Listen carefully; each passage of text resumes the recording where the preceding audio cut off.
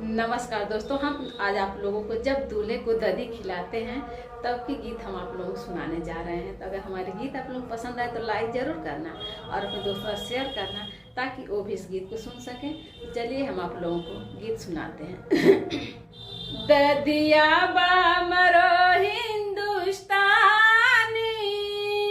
खाई के बतावा तब जानी। ददिया बामरो हिंदुस्तानी खाई के बतावा तब जानी। दधी का स्वाद अपने मम्मी से कहिया। दधी का स्वाद अपने मम्मी से कहिया। उनहु के मुँह में आई पानी खाई के बतावा तब जानी। उनहु के मुँह में आई पानी खाई के बतावा तब जानी। दधिया हमरो हिंदुस्तानी खाई के बतावा तब जानी। दधी का स्वाद अपने भाभी से कहिया।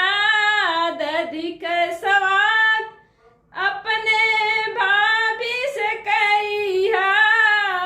उनहु के मुँह में आई पानी खाई के बतावा तब जानी।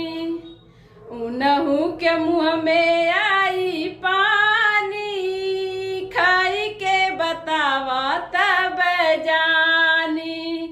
दधिया हमरो हिंदुस्तानी खाई के बतावा तब जानी।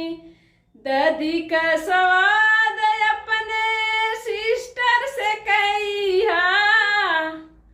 दधी का स्वाद अपने सिस्टर से कहिया। उनहु के मुँह में आई पानी। उनहु के मुँह में आई पानी खाई के बतावा तब जानी। ददिया हमरो हिंदुस्तानी खाई के बतावा तब जानी। खाई के बतावा तब जानी। ददिया हमरो हिंदुस्तानी खाई के बतावा तब जानी।